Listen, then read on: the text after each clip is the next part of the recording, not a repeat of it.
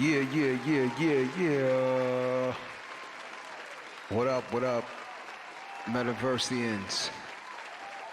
It's your boy Fokis, and we are here with another brand new episode of the HiphopinVR show. I'm your host Fokis. You know what I'm saying? And this show is designed to entertain, enlighten, bring awareness to, and have fun, more importantly. So we're gonna get right to it. Today we have a pretty cool show. We have the legendary Do-It-All from the group Lords of the Underground, also known as Dupre Kelly, who is a very successful individual. This brother right here really has it all together. He's running for councilman in his district in Newark, New Jersey. And I believe this brother's really gonna make a difference once he wins, because I know he's gonna win. I mean, he's gonna win. He's got the support of the people. He's got the support of the hip-hop community. How can he lose? And he's got my support, so that's, And he's got Somnia Space's support, right? Shout out to Somnia Space. Yeah, we like the applause. Here. So anyway, make sure you, if you're not already doing so, make sure you go to HiphopinVR.com. Join the email list. Make sure you keep abreast with all the cool things going on, because we definitely have a lot. And make sure you are subscribed to HiphopinVR on YouTube. All right, it's very important to do that, y'all. So let's recap a couple of things. Last week, Friday, I played my very first show in our very first show right there dancing at in a platform called Spatial. It's a cool platform, actually, really cool platform. They really deal a lot with giving people an opportunity to showcase and sell NFTs and different worlds that you can build out pretty simple and put them on the blockchain and sell them. So it's a pretty cool platform. And I played my first show there. It was dope, man. Shout out to my man Meta Mike, who really went above and beyond, put together the venue, and I'm gonna have him on here because he's doing some pretty cool stuff. He's actually giving out like a copy of the venue to all the different artists and Spatial musicians, and they can just do whatever they want, do their own events, and he's kind of developing his own little ecosystem over there, which is cool. So shout out to Meta Mike. He was extremely helpful with my show, and very grateful for that. All right, so what else do we have here? So today, Horizon announced that they will be paying builders. That was like the news of the day. All right, you even had Mark Zuckerberg.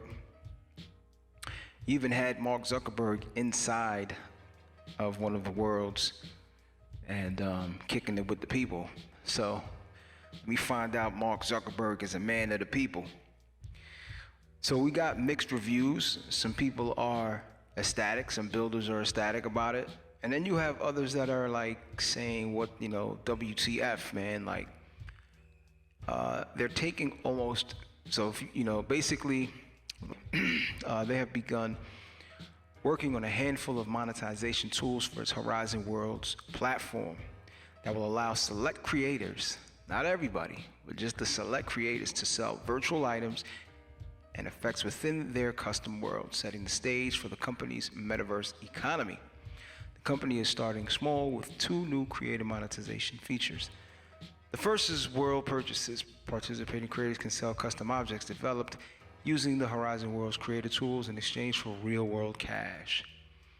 These objects could be anything from digital clothing and avatar accessories to special tools and exclusive access to premium in-world locations. All right, so basically, what they saying is, now you could build something and get paid for it, right? But in the twist, they're taking approximately about 47% of that sale. So that's kind of steep if you ask me.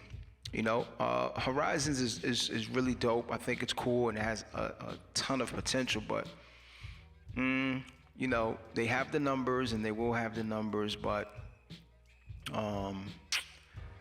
yeah, it seems like they're gonna try to remain in control because I think 47% of a sale, I think, is a bit aggressive if you ask me.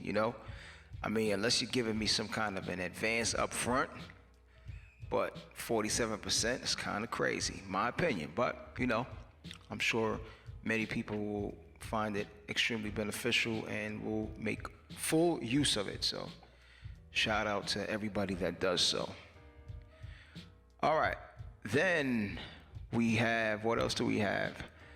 Okay, Snoop Doggy Dogg, the Dog Father. My main man Snoop Dogg shot and released a video shot entirely in the metaverse. All right, he shot a video in Sandbox. It was a pretty cool video, pretty entertaining. If you're into the pixelated thing, the pixels, which was cool. The one thing about Snoop is that he has definitely been pushing this thing forward. He has been spreading the word, using his platform to create awareness for NFTs, the metaverse, and all of that. But I do know somebody else that shot a video in the metaverse. You know what I'm saying? He ain't Snoop, and Snoop Dogg is in it. As a matter of fact, now that I think about it. Yeah, some guy by the name of Fokis, he shot a video in the metaverse, in Somnium space, to be quite frank with you. Snoop is definitely pushing forward, and that's dope. But if you haven't checked out that Fokis video, it's called Stand on Your Own too. It was shot in Offenburg, Germany by my main man, Al the Hater. And then it was shot inside of Somnium space by my main man, Ultra Lord. And your boy Fokis went in there, did some editing magic, and voila. Next we have 10 metaversities. That's right, you heard it right. 10 metaversities are set to open up across the US this fall. So this is pretty cool. Participating universities include West Virginia University, the University of Maryland, and Morehouse College, just to name a few. So we'll read a little bit here. It says VR technology company Engage XR today announced that it is partnering with VR education specialist Victory XR to launch 10 virtual universities, aka metaversities, across the United States. Beginning this fall, select colleges will open twin digital campuses built by Victory XR on Engage XR's social VR platform. The project is being funded by Meta as part of Meta Immersive Learning, a program which was established to help support the next generation of metaverse content creators. So that's pretty cool, right? So it's like, if you can't afford to go, shout out to Six Man who's in the building. So if you can't afford to go to Yale, right? Because it costs, I don't even know what Yale costs. Is it $50,000 a semester, $50 a year? Who knows? Does this mean that if you go to the VR version of Yale, do they give you a discount, or are they going to keep it the same amount? Because Yale is a prestigious and elusive community, I guess. So that's, the people want to know. So nonetheless, it's really cool to see how the many use cases for virtual reality, right? So probably the same amount my main man, Six Man, says. Yeah, probably. But, and again, like I say in every single episode, I encourage every single person, if you haven't already done so, please make sure you invest in a Meta Quest 2 headset. There is a lot going on, and it's still kind of early in the space, but it's moving fast. It's moving fast, you know what I'm saying? And you don't want to be left behind, left in the dust, talking about, man, how do I do this? How do I do that? So if you are not already subscribed to my personal YouTube channel, which is Fokis TV, Fokis TV, I encourage you to do so, because we have a slew of helpful information, tools on videos on there. You know what I mean? So we're gonna get right now. I'm gonna call my main man Do It All. get him. Hold on. Yo, my brother, do what it do, baby. What up with you? Man, we good right now. We finding a way to make it happen, right? We finding Right, a way right. to make it happen, and just let the people know we have Do It All. Excuse me, Dupre, Do It All Kelly live on the line. He tried to log in, but there was some issues, so we still gonna bring this interview, baby. So how you doing, That's my right. brother? How's everything? That's man. Everything is beautiful, man. I woke up this morning. My 2 feet hit the ground. I got all my limbs. You know, breath in It's my true. lungs. I'm good. This is a fact, man. Well, first, man, I thank you so much for taking the time, my man. People behind the scenes, they don't really know, how much of a, important figure you are in my life. And, you are extremely busy right now since you got a Man, lot going on. So I appreciate you taking the time out. But, yeah, man. Well, shoot, let's get right into it. For those who may have, like my man Grand Master Cass says, for those that may have been under a rock for the last 30 years, can you just let the people know, who you are, where you're from, and what's up, world, man? It's your boy, Do It All, Dupre Kelly from that legendary hip hop group, Lords of the Underground. I'm here, man. I'm here with my homie, man, my brother, Fokis. no doubt, no doubt. Well, shoot, man. So first things first, um, I I grew up listening to Lords of the Underground, and when I first got the opportunity to like meet you, um, it was a bit surreal. You was quiet and cool, but then we got cool. Right. And man, you are definitely a cool brother. I mean, you are somebody who has been a huge influence and inspiration to me, and actually the individual that introduced me to virtual reality. And we'll get to that later, but talk to me about you're from Newark, New Jersey. Can you talk to me about growing up in Newark, New Jersey? What was that like? Man, growing up in Newark, New Jersey was it was an experience of a young black male raised by a single parent who was his mom, raised by a single mom, had a couple of siblings, and just having a young man, a young black male, trying to maneuver through the streets of Newark, New Jersey, wasn't always as easy as it seems, and having to take that direction from your mother, who really, I believe that women can't teach young male childs how to be men, but they can definitely show them what a strong woman is, and all of those type of things, and vice versa, right? A man can't teach a young little girl how to become a woman either, but he can show her what that strong man and what that man figure is, that male figure is. So it was just a young fella, man, growing up, looking and searching for mentors, and I did that. I had to put an eighth grade teacher with a baseball coach, with a a nice male figure who owned a business in the community. And I had to take, the best parts. This is hip hop, right? So I had to take the best parts of what was there to, offer to me, and make up and create what I was looking for. And that's always the culture of hip hop. Like, we take the best parts of something that's already created, and that's how it used to be. And that's already created, and we make up that new thing. And that's what I did with mentorship, man. I feel like the things that I was looking for, I became that person that I was looking for when I was younger, growing up in Newark, New Jersey. No doubt, no doubt. So how did you get your start into music?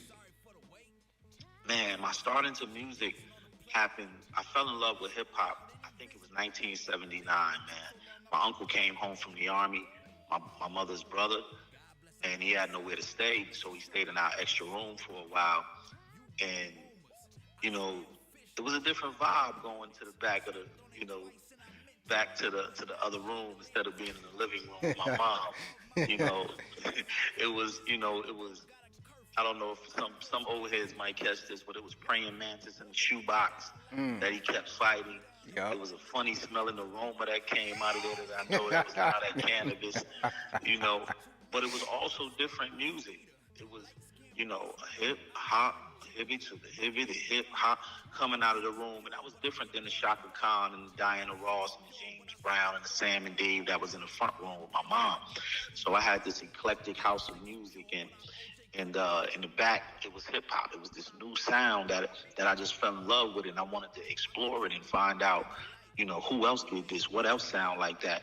And when I delve in to find out more about it, I found out that thing that I love, Rapper's Delight by the Sugar Hill Gang, wasn't the only thing. It wasn't the beginning of hip hop. It was just the first to go commercial and mainstream, and it was, influenced and inspired by the people who really drove the culture, like the Grandmaster Cazes and, all of that. So it's like that's when I fell in love with it, man. No doubt. And then how did Lords of the Underground come about? Well, Lords of the Underground came about, we formed in college, in school, in Raleigh, North Carolina, one of the great HBCUs, Shaw University, where I pledged Alpha Phi Alpha Fraternity Incorporated. Yeah. And DJ Lord Jazz was the main DJ around campus. Every college got that DJ that they go to, and DJ Lord Jazz was Shaw University's DJ. He DJed all of the parties for them and all of the clubs for them. And his best friend at the time was a brother by the name of Derek L.A. Jackson, who became a big manager in the hip-hop game. He found the Roots. He found Lords of the Underground. He used to managed Coolio, and he found Scott Storch and managed him, and he was Marley Marl's cousin. So when he was graduating, he said that Marley was going to give him a job as an A&R, and he did that. And he called Lord Jazz and said, "Yo, I'm up here with Marley. Y'all need to put together a group." He told Lord Jazz, "You need to put together a group." And when Lord Jazz would DJ around the campus, he would give me the mic sometime, and I would freestyle and rhyme and just get the party hype. And he also worked at the radio station, 88.1 WSHA, Shaw University's jazz radio station. He once overheard the program director saying that when he leaves the station, he doesn't turn on the station, and it takes him about an hour to get home. So he felt like he had an hour worth of peace because he's always at the station. So Jazz took that as an opportunity. He said, "Oh wow, this hip-hop, guy when he leaves." Right, that's hip hop. He said when he leaves, he don't listen to the radio. I'm gonna play an hour worth of hip hop because he's supposed to play jazz all day. So he started to blow up with the jazz going around, the tri-state, at the Triangle area of North Carolina. And one day he asked myself and Funky to come up and rhyme. We came up and rhymed. The whole Triangle area went crazy. They started making calls like, "Yo, who was that rhyme? You need to bring them back." The next week, he was like, "Come back." We came back. He said, "Yo, write a rhyme together." So the first rhyme we wrote together was Psycho. And we did it to Black Sheep, Dre's and them, man. And once we did that, he put us together as a group, played it for Derek L.A. Jackson. He played it for Marley, and the rest is history. Wow. That's crazy, bro. That's a very interesting story. So obviously, you guys have toured all across the globe. I mean, you've performed everywhere, sold tons of records. I mean, you're still basically touring. Like, what keeps you inspired and motivated to continue to do this? The people, and my love for creating. I love creating something from nothing and turning it in, creating something from nothing, turning it into something that I created and giving it back to the people to see their interpretation of my creativity. And that's amazing to me. I will never stop doing that. My love is for creating. I don't care what it is, man. It just happened to be that I live in a culture of hip hop and that I am hip hop. And, and I will never stop being hip hop, whether it's politics, whether it's music, whether it's movies, whether it's food and fashion, whether it's VR. I'm going to always be hip hop. No doubt. Now, you mentioned politics. So, I mean, let the people know, man. So, first of all, you are currently running for councilman in your district of in Newark, and I believe the elections are May 10th. And talk to me about what made you get into politics. Because honestly, when you figure, I mean, I can see the correlation because you are somebody who's already on stage dealing with the people, but it's like a totally different thing. So talk to me what made you get into that. The people, man. The people made me get into the politics. But let me rewind a little bit. You know, I had precursors, that was in my life that made me understand through just direction and talking and being inspiration and influences. Like my manager, HiphopinVR, he would always come at me, man, and say, maybe the whole group, but I definitely remember him saying to me, you have Newark on your hat. You have Newark on your shirts. Anytime you get on the radio or television, you talk about Newark. I was like, yeah, that's right. That's my city. I love my city. And then he looked at me and he said, well, when was the last time you done something that showed love for your city? Other than shouting it out on the platform. And I was like, word, he would say things like that, man, and make us go into our city and help the people. He was the chief of staff for a councilman by the name of Ralph T. Grant Sr. And he would always say that, man. He would say, what have you done? What have you done for your city? What have you done that's going to be effective and leave some sustainability in your city? And then I started to realize, man, what have I done other than take, other than reap from the harvest? What do I have to do to sow the seeds that's going to plant other things and people and situations that will grow better than what I did here? That's the only way that we're going to keep this Garden State growing. That's the only way that we're going to keep Newark, New Jersey growing. So he's one of the people. And also, having a conversation with Tupac Shakur when we were about 20 years old. Pac and I, we were on tour. It was Tupac's tour. It was Patra, reggae dance hall queen at the time in the 90s. It was Jeanne. They had Fam, Familia rhyming on Hey Mr. DJ with him. It was Outkast opening up for us. Lords of the Underground and Tupac. And Tupac was with Thug Life back then. Well, Lords of the Underground just happened to share a van with Tupac. And one day we got on the van late, and Pac started talking to third person, upset that we got, we were late. Well, one of our members were late every other day, and then just to fast forward, we kind of got into an argument, then it kind of subsided. He came to my room later after the sound check, and we had a great conversation, man. He just started talking about, man, we got to stay in our cities that we live in. And we got to sell millions of more records, man, so that those record buyers we can turn into voters. And then once we turn them into voters, then we got to become elected officials. Like, man, we rappers, man. Nobody being no politician. And he's like, nah, dude, but we have to do that. He was like, you and Redman got to do it in Newark, and Treach has to do it in East Orange, and Common has to do it in Chicago. And he was just naming all of the rappers at the time. He said, I'll do it in Oakland. And he was just, excuse me, he was just saying, he was just talking like a Black Panther. He wasn't talking like a 20-year-old. Excuse me. Yep, easy. He wasn't talking like a 20-year-old, man. And it just caught me by surprise, man, how he was talking, his mindset. He said we need to create youth initiatives and protect our seniors and our people. And, he said, because these laws were never made for us. So if we don't get at the table, at a legislative table, how can we expect for the laws to be made for us? And so I can only imagine what he would have become around this time, So everything that we talked about in that room in Orlando, Florida, in a motel, because we wasn't in hotels yet. It was the outside rooms, Everything that we talked about, man, I've done except win the seat.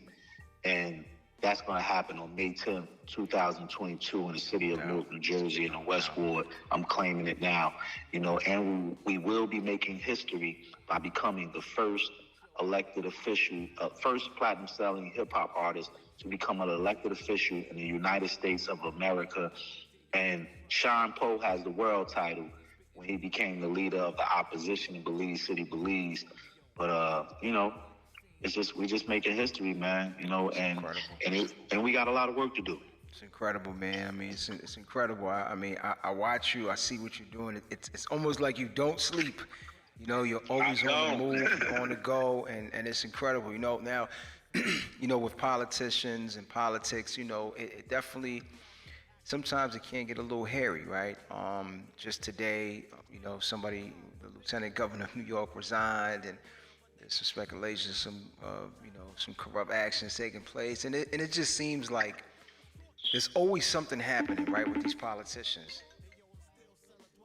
Right, my It's always bad. all good. It's always something happen with like the politicians, and it's just like as people, you say to yourself like, what can we do different? So I feel like with you, I believe that you can relate to me. I can relate to you, even though I'm not from Newark, but I come from the same place you come from. Okay, Right. so I feel like I can relate to you. But for those that may second guess and may have some doubt, what are you gonna do that's different, or better yet said, what are you going to do to make the people believe in you and your mission? Well, I mean, action is always, action is always the best. The application, doing, being there, showing up. In our community, we have to restore trust because people have not believed in our leadership in a long time. And all people, you'd be surprised that the things that people want, especially in our community of the Westwater, Newark, New Jersey, are not that difficult. They just want you to be there. They just want you to hear them out. They just want you to make sure that quality of life is safe for them. They just want to make sure that their children and the seniors and their elders are safe, and that we have a good education, and that there's some economic empowerment happening. Not just jobs, but showing them how, it's not just giving them a fish, but it's showing them how to fish. And they just want equal opportunity. There's a lot of diversity happening in our community, and everybody just wants to be included. Everybody just wants things that are inclusive, and fair share. They want equity in our community. If you've been part of something doing its demise and doing its downfall, you want to be part of its renaissance. You want to be part of it when it's winning.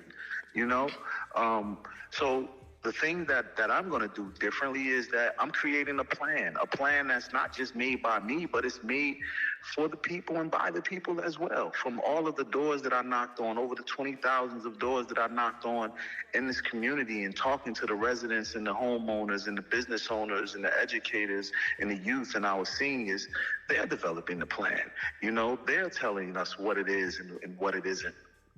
And then we're taking that information and we're changing situations. What I learned from having a nonprofit organization called 211 Community Impact is that a lot of times community work and activism work can act as a Band-Aid, meaning you can give out turkeys. You can give out school supplies. You can give haircuts. You can do, feed the homeless. You can do all of those things, but political power is where you have sustainable change. That's the place where you really foster change for your community. Political power has influence over education, over curriculum. Political power has influence over how the police interact with our community and our people. Political power has influence of how business owners operate. Political power has say so over youth initiatives and programming at our rec centers and programming for our mental health and things of that nature, our hospitals. So when you're dealing with political power, you're really dealing with the change in our community. Sometimes I'm not saying that no nonprofits foster change, but a lot of times it's a gap filler. A lot of times it's just, putting a Band-Aid on it. But when I realized that political power makes change, I said we have to be at the table, like Pac told me over 30 years ago. Man, so this is destiny. This is what was meant to be. Based on what you just said, like it's. And I mean, you sound so authentic. I believe everything you're saying. And I know that you mean it, because again, you come from where I come from, and it's not like you just left the city. Like, you still there, right? I went to go visit you. You still there. I'm so still it's here, bro. so it's serious. And what would you say are some of the biggest issues that you guys are facing there, like especially like after COVID, and because I think the whole U.S. we're pretty much dealing with some kind of a crisis now with the violence and different things. But what are some of the biggest issues that you're looking to tackle? Well, we're looking at economic development in our communities, but also revitalizing the mindset, because it's not just brick and mortar. That's right. We can throw a 40-story building up, but if you don't change the mindset of the people with programming and initiatives, then you just created a 40 building, a 40-unit problem with the same type of mindsets going in there. So, the biggest thing is that we want a revered community, just like our downtown, our bustling downtown. We want that in our West Ward. And it's happening. It's not like it's not happening. It's happening, but nothing happens overnight, Sure. and it's happening slowly. We want Newark, New Jersey to be a model city for the rest of the country. And that's happening. Right. We had 22,000 lead pipe issues, And those were taken care of. Mayor Raj J. Baraka did an incredible job that now the infrastructure bill, Joe Biden's infrastructure bill, is using Newark, New Jersey as a model city to show other cities how to attack those issues and those problems. Wow. So we are, Kenneth Gibson, who was our first black mayor in Newark, New Jersey, and he was our third black mayor, I believe, nationwide. He once said, as Newark goes, so does the nation. And that's how we feel, man. We feel like we are setting the precedent when it comes to how you deal with your infrastructure. We are setting the precedent, on a lot of different things by being a city who accepts all people, and takes care of those people, So we are building from the inside out, not from the outside in, But if we don't have it in the inside, we definitely welcome those from the outside to help us grow, to help us build, to help us create a better city, overall through all of the 5 wards, especially in the West Ward, because it's going to be an honor to govern where I grew. I grew up in the West Ward. Redman grew up in the West Ward. Rod Digger, Latifah, Tame One from the Artifacts. And, so we got a lot of history and a lot of things, a launching pad to build from. Our foundation is set. It's a beautiful city. We just got to realize its beauty and realize what's there and take advantage of it. And that's going to happen when the mindsets change through programming and initiatives. That's right. Well said, man. Well, speaking of the future and changing the mindset, how long have you been in the VR space, and what do you think this VR space and metaverse is going to look like in the next 5-10 years? Oh, man. Look, this VR space is amazing, man. I got on it early. Early for how everybody's on it now. You was early. You was early. I got on it early, man, and I just found it amazing. Just the things that you can do, and it's even growing so fast already. Crazy. Now I got on it early, but the politics, it's real excruciating, meaning that it's a lot of work to do. It's not easy. You got to study laws and ordinances, and, you have to be, when you're serious about it, right? So I fell back from the VR space, and I feel like I'm lost now, because I see my little cousins and my nieces and everybody is in the space doing so many amazing things. I see you doing amazing things in the VR space. Let me tell you like this, my brother. You are not lost, because guess what, man? HiphopinVR is here, and you are part of HiphopinVR. So I'm doing the work over here on this side. You doing the work on that side, and when we ready, we get right up like you never left, man. So believe in me, I'm bringing everything right back home, man. So I think it's incredible that what you're doing. I think I'm not just saying this. I really think it's incredible what you're doing, because it's very easy to just take your money and worry about yourself and keep it spending, right? And just say, man, I'm tired of this place and I'm done with it. But it takes a real, live individual to actually plant themselves back into a situation that's not. I mean, it's not a paradise yet, Right. That's real talk, bro. Kind of go back into that and start, excuse my language, but like deal with the shit, right? And you gotta, right. And but you're doing something, you know, and then people see that, and then they say, well, you know what? Let me try to do this, and then, all right, maybe I could grab this big crib for cheap because nobody wants it. But no, you got to put the time in and make that investment, not only from an equity standpoint, but also, you know, actually being there in time and watching things change and shift, and that's how you come up. You know, that's how you really come up. You know, so. You know, I think you're doing great things. And just before we close up out of here, I just wanted to say, like, what words of advice do you have for our youth and even the adults, right? From Newark and all across the U.S., the inner cities across the U.S. Like, what words of encouragement or what words of advice do you have for them? Hey man, all I say is that, you know, I know a lot of things may get cloudy at times. You know, things may get thick. Things may get hard. It may feel hard to breathe, and you can't see your arms out in front of you. But I heard someone say, man, as long as you can see your next step, take it. You know, just take it, because you will get there. And another thing, man, is I was talking to my friend's father one time. He had just retired from like a UPS company. He was driving trucks for like 35 years. And he said to me one time, you know, he said, I retired, and he had a stripe on his, like this circle with some stripes in it on his jacket, on his retired jacket. And I said, yo, we call him Pops. I said, Pops, what is that patch for? He said, oh, I never had an accident during my time on the job. I said, wait a minute, you've been on the job 35 years, you never had any type of accident, a fender bender, nothing? And you drive from New Jersey to Ohio to all of these cities and states? He said, yeah, I never had an accident.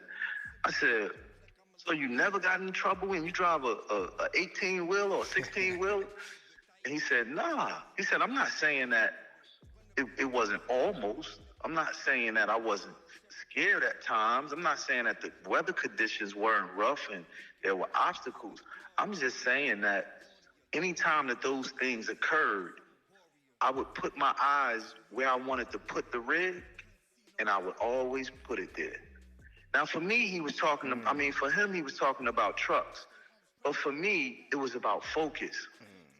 You can avoid accidents. You can avoid problems if you keep your eyes focused on where you want to put it. Don't matter about the truck fishtailing behind you, the tires sliding. If you keep your eyes focused on something, you will always put it there. I was like, wow. So that's my, you know, I live by that, man. I keep my eyes on it. I don't worry about what's going on behind me. I don't worry about the obstacles I have to jump.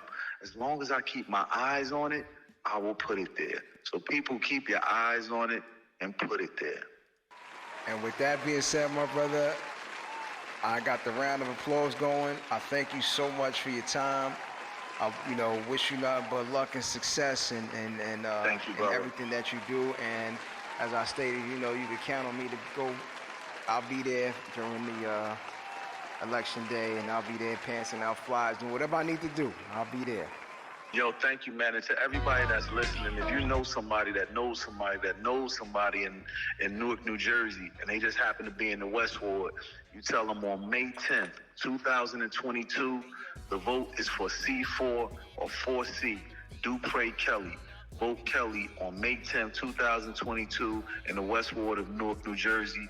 Team Baraka, you know, let's make history. And if you want to get involved, hit us up. Go to DupreKelly.com, or if you want to donate in any kind of way, you can text Kelly to 973-846-2211. Just text Kelly to 973-846-2211. And thank you, brother. I appreciate you always. Yo, You no already doubt, know. my brother. One love. Have a good evening, and I'll speak to you in a minute. My bro. My brother, Peace. peace. All right, there we have it, ladies and gentlemen. You know, we found a way. This is hip hop, man. We found a way to make it happen. My man had some issues with he kept getting kicked out, he said. So I was like, yo, let's just do it on the phone, and you know, that's what we got, man. So thank you guys so much for being here. Next week, we'll be back at it again. We're going to have some cool